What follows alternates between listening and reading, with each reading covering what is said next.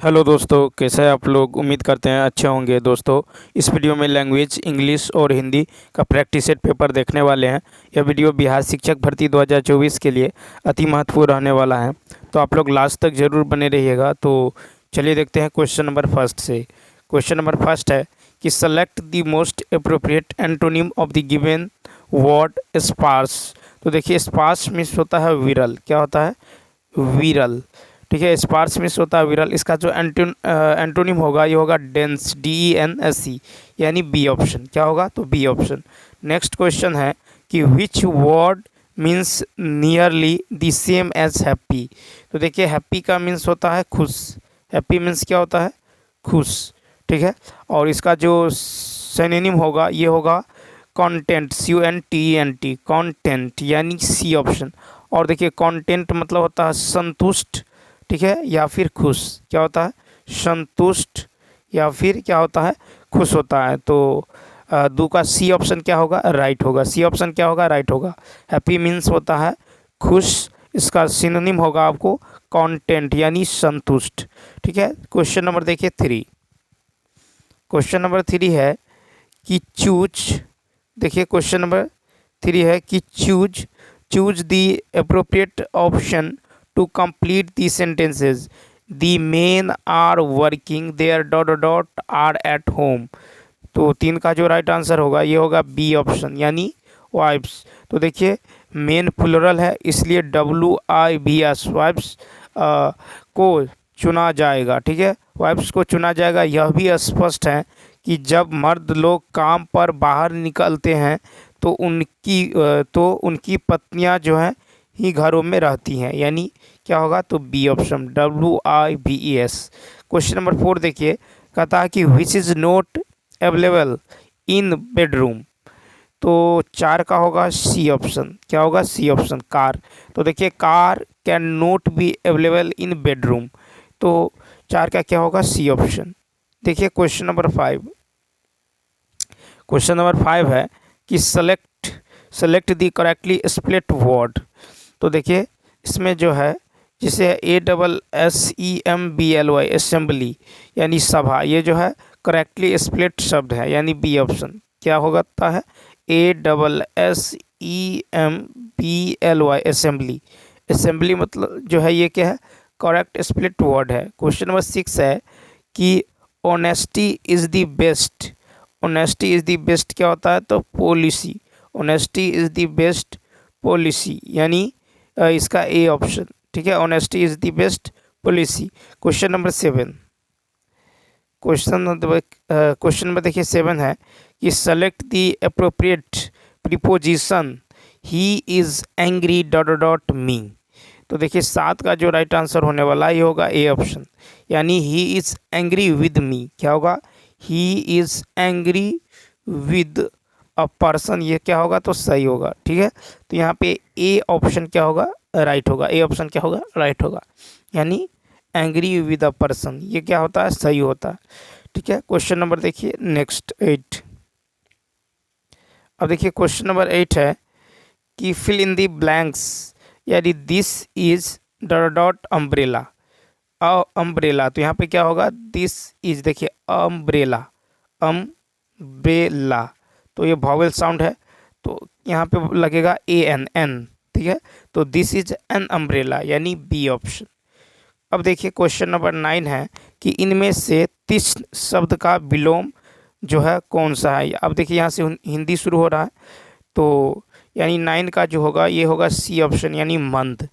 तो देखिए, विकल्पों में तीक्ष्ण शब्द का विलोम शब्द क्या है? मंद है। क्या है? तो मंद है। अब देखिए, प्रखर का भी विलोम शब्द मंद है। ठीक है, तीक्ष्ण का अन्य विलोम शब्द है कुंद, मंद बुद्धि। ठीक है, तीव्र का विलोम शब्द भी मंद है। ठीक है, किसी शब्द का विपरीत या उल्टा अर्थ देने वाले शब्द को विलोम शब्द कहते हैं। क्वेश्चन नंबर देखिए 10। क्वेश्चन नंबर 10 है कि संज्ञा के जिससे पुरुष पुरुषत्व या स्त्रीत्व का बोध होता है उसे कहते हैं। तो 10 का होगा सी ऑप्शन, यानी क्या कहते हैं? लिंग कहते हैं। संज्ञा के जिस रूप से पुरुष या स्त्रीत्व का बोध होता है उसे लिंग कहते हैं। हिंदी व्याकरण में लिंग के दो भेद होते हैं, पुल्लिंग और स्त्रीलिंग। जिस संज्ञा या सर्वनाम से पुरुष जाति का बोध होता है उसे पुल्लिंग कहते हैं, और जिस संज्ञा या सर्वनाम से स्त्री जाति का बोध होता है उसे स्त्रीलिंग कहते हैं। 11 है, इनमें से कौन सा शब्द जो है सूर्य का पर्यायवाची है? तो 11 का होगा डी, उपर्युक्त में से एक से अधिक। तो देखिए दिवाकर तथा आदित्य शब्द जो है सूर्य का पर्यायवाची शब्द है। ठीक है, क्वेश्चन नंबर देखिए। अब देखिए कि सूर्य का अन्य पर्यायवाची शब्द है सूरज, ठीक है, रवि, उसके बाद है दिनकर, दिवाकर, प्रभाकर, भास्कर, अंशुमान आदि। मारुति का पर्यायवाची शब्द है हनुमान, भीम, भीमसेन, भयंकर, महाकाव्य, भयानक, भीषण, पवनसुत आदि। हुताशन का पर्यायवाची शब्द है वैश्वानर, ठीक है, वैश्वानर, सूची, उसके बाद है ज्वाला, आग, अग्नि, अनल, पावक, दहन, धूमकेतु, ज्वलन आदि। क्वेश्चन नंबर देखिए नेक्स्ट। और देखिए क्वेश्चन नंबर नेक्स्ट है कि 3 बेर खाती थी वे 3 बेर खाती हैं में कौन सा अलंकार है? अब देखिए यहाँ पे 3 बेर और 3 बेर रिपीट हो रहा है, तो ये जो है कौन सा अलंकार है? सी ऑप्शन, यमक अलंकार। 3 बेर खाती थी वे 3 बेर खाती हैं में यमक अलंकार है। जहाँ एक शब्द की आवृत्ति 2 या 2 से अधिक बार होते हैं परंतु उनके अर्थ अलग अलग होते हैं, वहाँ यमक अलंकार होता है। तो सी ऑप्शन, 3 बेर खाती है वो 3 बेर खाती हैं। यह जो है भूषण का शिवा जो है बावनी में लिखी है। कहता है यहाँ बेर का प्रयोग 2 बार हुआ है पर भिन्न भिन्न अर्थों में, वक्त और फल के अर्थ में है। क्वेश्चन नंबर 13 कहता है बाग होना मुहावरे का अर्थ कौन सा है? ठीक है, तो देखिए 13 का जो राइट आंसर होगा ये होगा सी ऑप्शन, यानी अति प्रसन्न होना। बाग होना मुहावरे का अर्थ है अति प्रसन्न होना। ओठ बिचकाना मुहावरे का अर्थ है घृणा प्रकट करना। ऐंठ निकालना मुहावरे का अर्थ है घमंड चूर होना। ओठ चिपकाना मुहावरे का अर्थ है खूब मीठा होना। क्वेश्चन नंबर नेक्स्ट देखिए, क्वेश्चन नंबर नेक्स्ट है कि गुरुजी योग सिखाएंगे, इस वाक्य में क्रिया किस काल का बोध करा रही है? तो 14 का बी, सामान्य भविष्य। तो देखिए 14 का होगा बी, यानी गुरुजी योग सिखाएंगे, इस वाक्य में क्रिया सामान्य भविष्यत काल का बोध करा रही है। क्रिया के जिस रूप से क्रिया के सामान्य रूप से भविष्य में होने का पता चले उसे सामान्य भविष्यत काल कहते हैं। भविष्य काल के 3 भेद है, सामान्य भविष्य काल, संभाव्य भविष्य काल, हेतु मध्य भविष्य काल। क्वेश्चन नंबर नेक्स्ट 15 देखिए, क्वेश्चन नंबर 15 है यानी इनमें से पुल्लिंग शब्द कौन सा है? सी ऑप्शन, कोश। तो देखिए पुल्लिंग शब्द जो है इनमें से कोश जो है पुल्लिंग शब्द है। पुल्लिंग शब्द होते हैं जैसे धातु, अन्य, माह, दिवस, तारे, ग्रह, रत्न, देश, शहर, पहाड़, वृक्ष आदि का नाम। अपवाद में पृथ्वी, चांदी, मूंग, अरहर, दाल, इमली, काशी, मथुरा, अयोध्या आदि स्त्रीलिंग शब्द है। स्त्रीलिंग शब्द होते हैं नदियों के नाम, तिथियों के नाम आदि। और अपवाद में है सिंधु, ब्रह्मपुत्र, सोन नदियाँ, ये सब है पुल्लिंग है। अब देखिए क्वेश्चन नंबर जो है 16, क्वेश्चन नंबर 16 है कि धुआं सा मुंह होना मुहावरे का अर्थ क्या है? तो 16 का होगा बी, लज्जित होना। तो देखिए धुआं सा मुंह होना मुहावरे का अर्थ लज्जित होना है। धूल फांकना मुहावरे का अर्थ है मारे मारे फिरना। धून सवार होना मुहावरे का अर्थ है किसी बात के पीछे पड़ना। उसके बाद है कि धता बताना मुहावरे का अर्थ है चालाकी से टाल देना। धोती ढीली होना मुहावरे का अर्थ है घबरा जाना। Question number 17।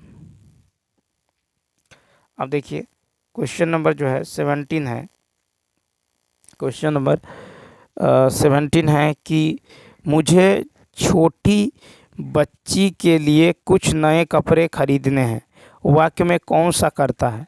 ठीक है, के लिए।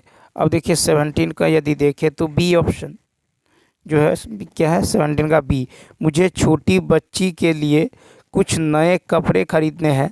वाक्य में कर्ता शब्द मुझे है, ठीक है। वाक्य में कर्ता जो है ये मुझे हैं। कोई भी वाक्य जिसमें कार्य करने वाले का पता चलता है उन्हें कर्ता कारक कहा जाता है। कर्ता कारक में विभक्ति चिन्ह के रूप में ने का प्रयोग होता है। विभक्ति चिन्ह के रूप में ने का प्रयोग होता है। कारक सूचित करने के लिए संज्ञा अथवा सर्वनाम के साथ जो प्रत्यय लगाया जाता है उसे विभक्ति कहते हैं, ठीक।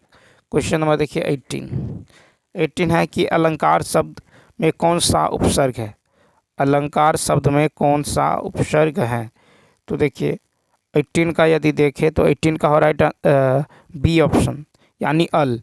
तो देखिए अर में अल जो है क्या है, उपसर्ग है, ठीक है। उर्दू उपसर्ग की यदि बात करें तो अल, इन, कम, खुश, गैर, दर, ना, फिल, फी, ब, बद, बर, बा, बिल, बिला, बेला, सर, हम, हर आदि ये सब है। अल का अर्थ होता है निश्चित होना, ठीक है। अल उपसर्ग का उदाहरण जो है अलगरज, अलगरज, अलबता आदि। क्वेश्चन नंबर देखिए 19 कहता है मेरी गोद में बिल्ली है। इस वाक्य में कौन सा कारक है, तो 19 का होगा ई ऑप्शन। तो देखिए मेरी गोद में बिल्ली है, इस वाक्य में अधिकरण कारक है। क्या अधिकरण कारक है, जैसे देखिए कारक और विभक्तियाँ कर्ता ने, ठीक है, क्या होता है, तो कर्ता ने कर्म को, ठीक है, कर्ता ने कर्म को करण से द्वारा, ठीक है, कर्ता ने कर्म को करण से द्वारा, फिर है संप्रदान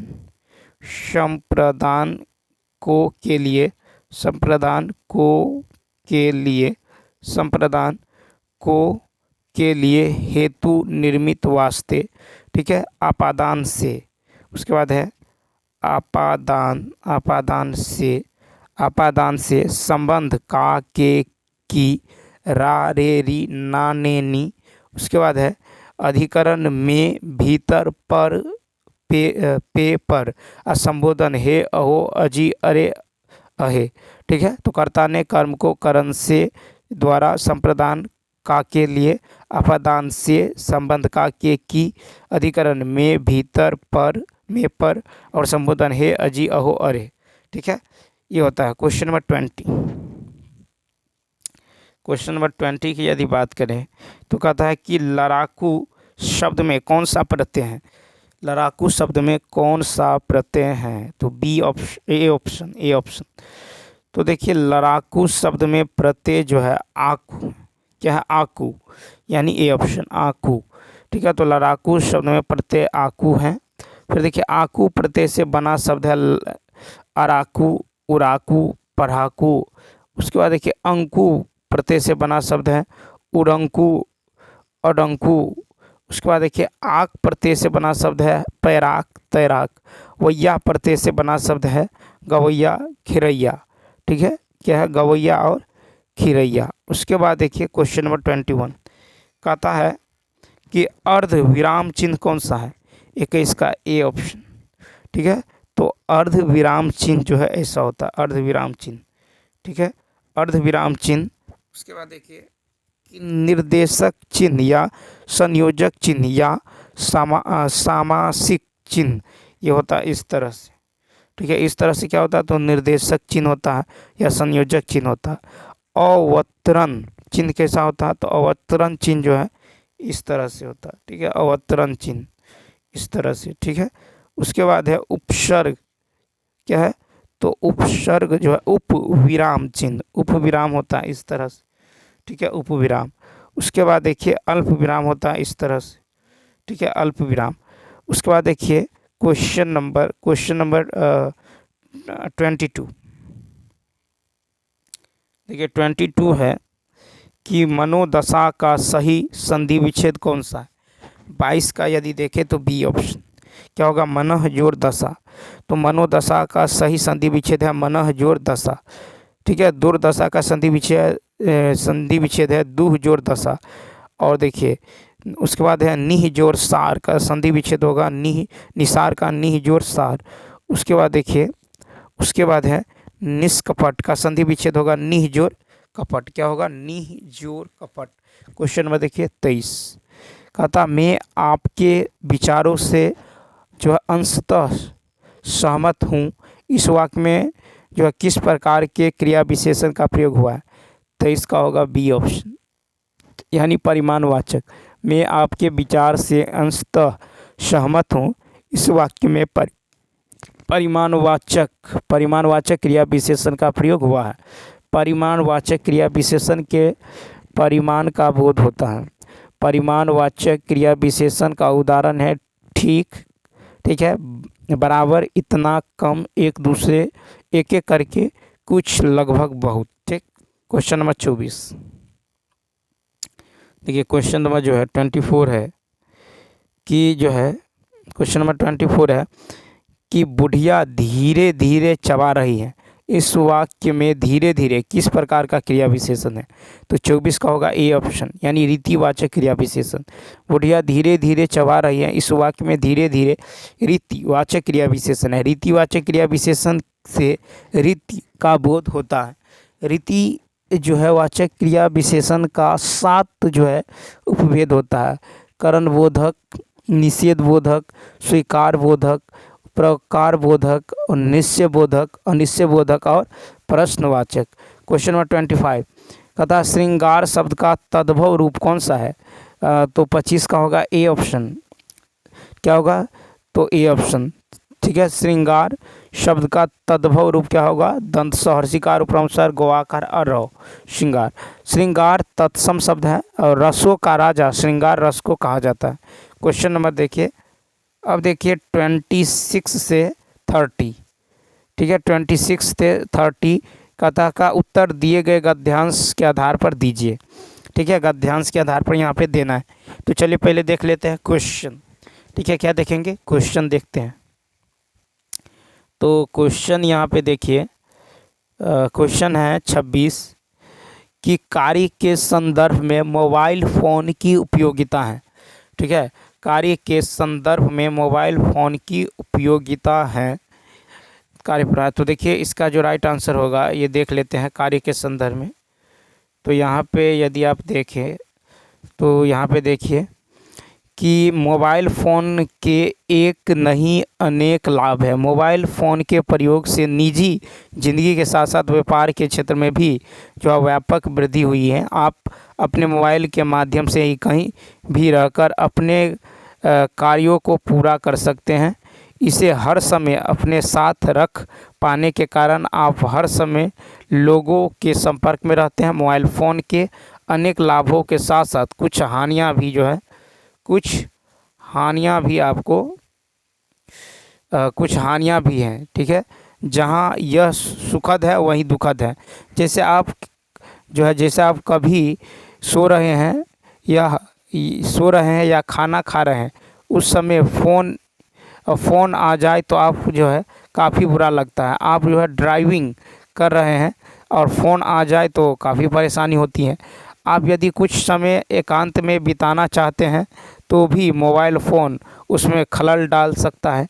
कई बार तो आप बहुत व्यस्त होते हैं और मोबाइल फ़ोन के कारण जो है व्यवधान पड़ जाता है। ठीक है, अर्थात मोबाइल फ़ोन का हर वक्त साथ रहना जहां लाभकारी है वहीं यह परेशानियों का कारण भी बन जाता है। लेकिन हर सिक्के के 2 पहलू होते हैं। अगर हमें मोबाइल फ़ोन के लाभ उठाने हैं तो कुछ परेशानी को भी उठानी पड़ेगी। वैसे मोबाइल फ़ोन का प्रयोग से हमें लाभ ही अधिक हैं, बस हमें इसके प्रयोग में कुछ सावधानियां अवश्य बरतनी चाहिए। तो देखिए अब 26 का जो राइट आंसर होगा, 26 का जो राइट आंसर होने वाला है ये होगा ए ऑप्शन। कार्य के संदर्भ में मोबाइल फ़ोन की उपयोगिता है कि कहीं भी रहकर कार्य पूरा कर सकना। ठीक है, कहीं भी रहकर कार्य पूरा कर सकना। क्वेश्चन नंबर देखिए, अब देखिए मोबाइल फ़ोन के प्रयोग से मानव जीवन में क्रांतिकारी परिवर्तन जो है आया है। मोबाइल फ़ोन के प्रयोग से सकारात्मक और नकारात्मक दोनों प्रकार का प्रभाव पड़ा है। मोबाइल फ़ोन की सकारात्मक पक्ष पर बल देना चाहिए। क्वेश्चन नंबर 27 है कि व्यस्तता की स्थिति में मोबाइल फ़ोन के कारण क्या हो जाता है? तो सी ऑप्शन, यानी व्यवधान उत्पन्न हो जाता है। व्यस्तता की स्थिति में मोबाइल फ़ोन के कारण व्यवधान उत्पन्न हो जाता है। मोबाइल फ़ोन हर वक्त लाभकारी नहीं होता। किसी जो है कार्यों में व्यस्तता या चिंतन में जो है ध्यान मग्न होने की स्थिति में मोबाइल फ़ोन व्यवधान डालता है। मोबाइल फ़ोन के द्वारा समय और संसाधनों की भारी बचत होती है। क्वेश्चन नंबर देखिए नेक्स्ट। अब देखिए क्वेश्चन नंबर जो है 28 है, मोबाइल फ़ोन जहां सुखद है वहीं।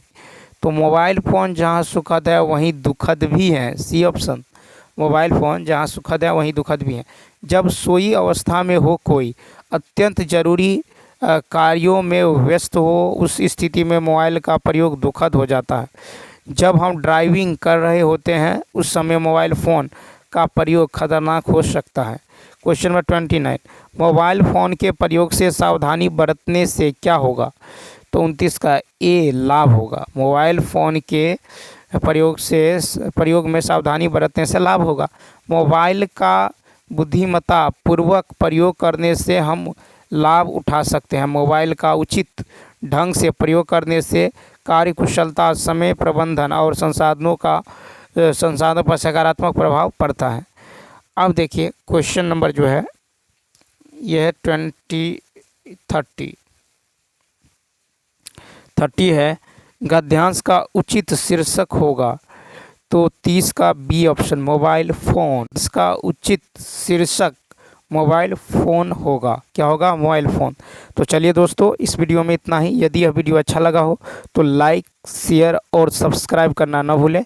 साथ ही साथ कमेंट करके बताएं कि यह वीडियो आपको कैसे लगा। ठीक है, कैसा लगा? तो चलिए मिलते हैं नेक्स्ट वीडियो में। इस वीडियो में इतना ही। Thanks for watching.